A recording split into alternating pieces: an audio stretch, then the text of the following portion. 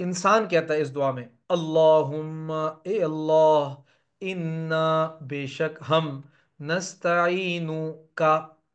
ہم مدد مانگتے ہیں آپ سے، ونستغفر کا اور ہم مغفرت طلب کرتے ہیں آپ سے، ونؤمن بک اور ہم ایمان لاتے ہیں بکا آپ پر، ونتوکل اور ہم توکل اور بھروسہ کرتے ہیں علیک آپ پر،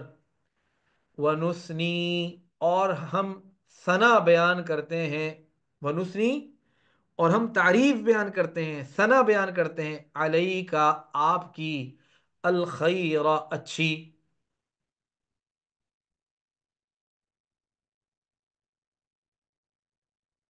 ونشکرک اور ہم شکر بجا لاتے ہیں کا آپ کا، ہم شکر ادا کرتے ہیں کا آپ کا، ولا نکفرک اور ہم ناشکری نہیں کرتے کا آپ کی، آپ کی ناشکری نہیں کرتے، شکر بجا لاتے ہیں، ونخلع اور ہم الگ کر دیتے ہیں، چھوڑ دیتے ہیں، ونخلع اور ہم الگ کر دیتے ہیں، ونترک اور ہم چھوڑ دیتے ہیں، من اسے، یفجروا کا جو نافرمانی کرے آپ کی، یعنی خود بھی ہم شکر کرتے ہیں، ناشکری سے بچتے ہیں، اور جس آدمی کو دیکھتے ہیں کہ وہ آپ کی نافرمانی کرے اور بار بار کہنے پر باز بھی نہ آئے، تو ہم اللہ کے لیے اس کو چھوڑ دیتے ہیں، نافرمانوں کے ساتھ اٹھتے بیٹھتے نہیں ہیں، نافرمانوں سے ہم رسم و رواج اور تعلق بڑھاتے نہیں ہیں، بلکہ جو اللہ کا نافرمان ہو ہم اس کو چھوڑ دیتے ہیں۔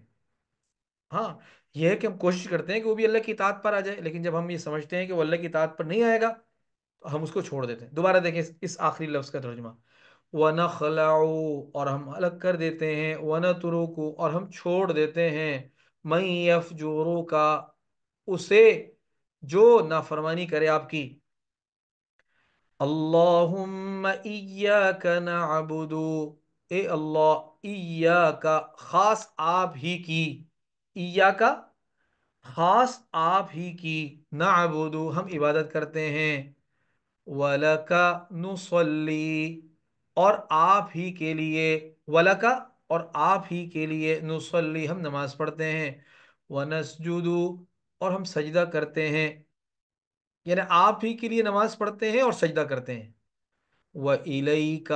اور آپ ہی کی طرف، نَسْعَى ہم دوڑتے ہیں، آپ کی طرف بھاگتے ہیں، وَنَحْفِدُ اور حاضر ہوتے ہیں،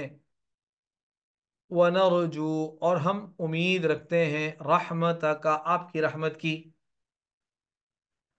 وَنَخْشَىٰ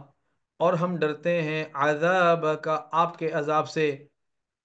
ان عذاب اب دیکھیں اس میں دو باتیں ہیں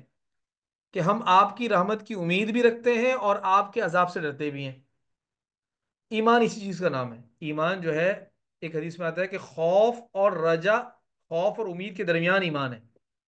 اگر ایک آدمی صرف امیدیں ہی باندھتا رہے، خوف نہ ہو، یہ بھی شیطانی چکر ہوتا ہے، اور ایک آدمی صرف ڈرتا ہی رہے، اللہ کی رحمت سے امید کا اس کے ذہن میں شائبہ بھی نہ آتا ہو، تو یہ بھی شیطان کی طرف سے، شیطان مایوس کرتا ہے۔